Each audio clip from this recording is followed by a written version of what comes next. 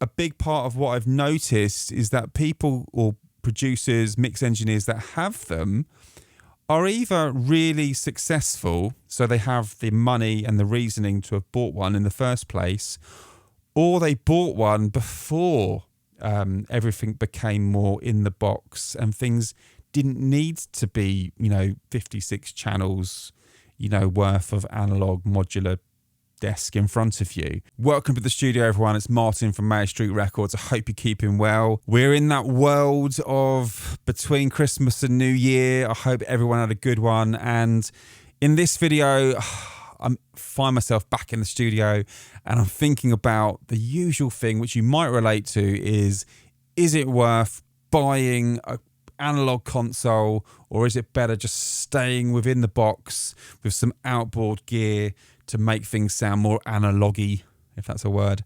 Let's discuss that. So I dive into the thought of buying a console probably every day. Instagram doesn't really help me out with that one. Yes, there's always a fantastic studio picture and it has an outboard analog desk, which is what it would be, outboard. And, it's very tempting. You see how great it looks. It's going to sound good.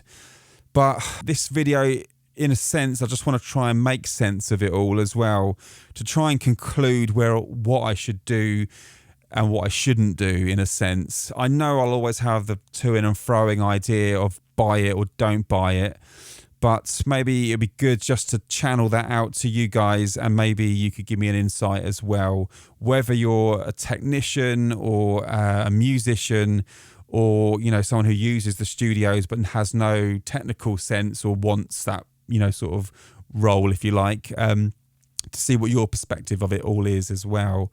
So I think my first point would be that I'd like to have an analog console because it's how I did things initially. I'm not a complete veteran to recording. I never had to use tape machines apart from digital tape back in the day with Tascam DA88 machines and ADAT machines.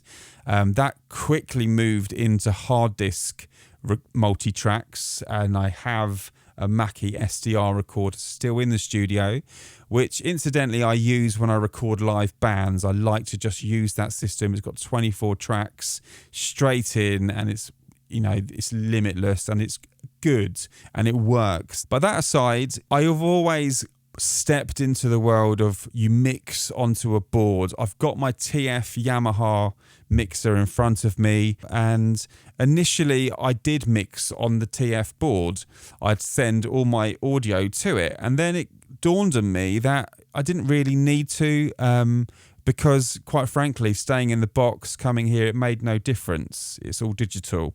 So unless I just had a thing for this particular EQ on the desk, it really made no sense.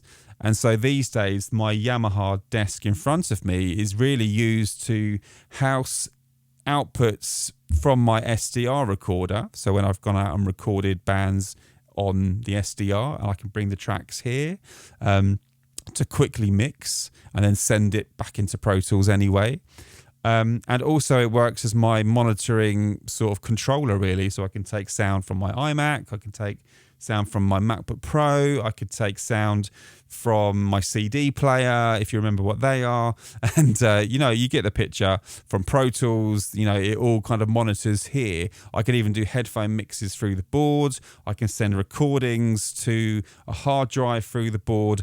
And that way it just kind of works, and it keeps its, it pays its keep basically. And it's, it's very useful. But the analog thing always comes back.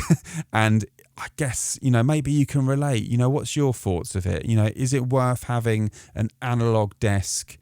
I don't want to say it, but I'm going to, in this day and age. If you were a musician, would you be looking to hire a studio solely on your studio that you booked has an analog desk? These days, I hardly ever mix anything which hasn't gone through my analog gear, whether it's just running through my Neve preamps and using that circuitry, or my SSL Fusion, or a valve compressor, you know, a VCA compressor, I will usually make sure that all the audio has gone through it before it comes to mix.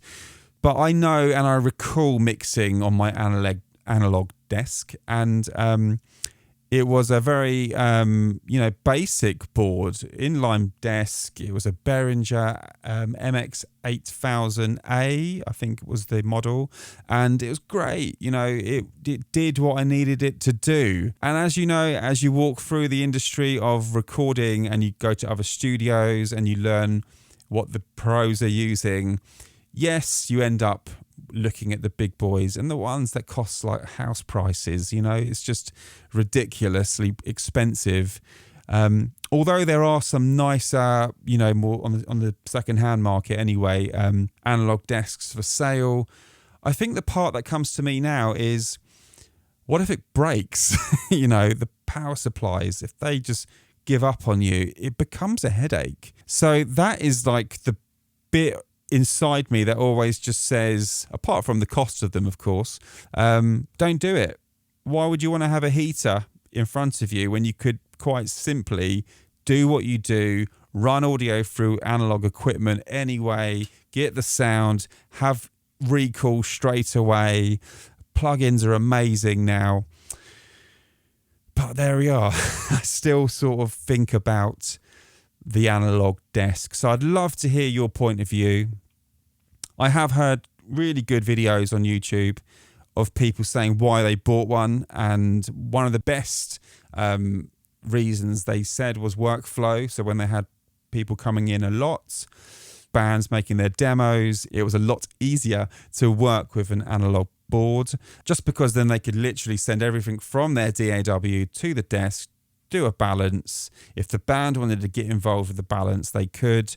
The sound was easy. They could route it off to a recorder or back into their DAW to print the track, and it was just done. And it's simple, you know. A routing, for example, for headphone mixes, just simple.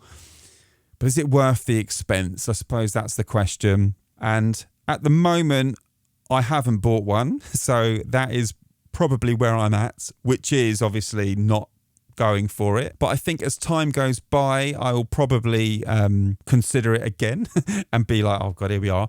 A big part of what I've noticed is that people or producers, mix engineers that have them are either really successful, so they have the money and the reasoning to have bought one in the first place, or they bought one before everything became more in the box and things didn't need to be, 56 channels, worth of analog modular desk in front of you. And so they've had to hang on to it, and they have to pioneer it because they bought it, or they could still be paying it off for all we know, or they're just used to a particular sound or a way of working. Just because new stuff or a new method comes along, you must have heard the saying in terms of like, you just always do what you've always done. I guess it's a bit like that with audio engineers as well. So yeah, I thought I'd just rant today about that. I haven't come really to a conclusion because I don't think there is one. I don't think it's bad to have one. I don't think it's needed or good to have one either. All I do know, and it's really weird to say it looks good.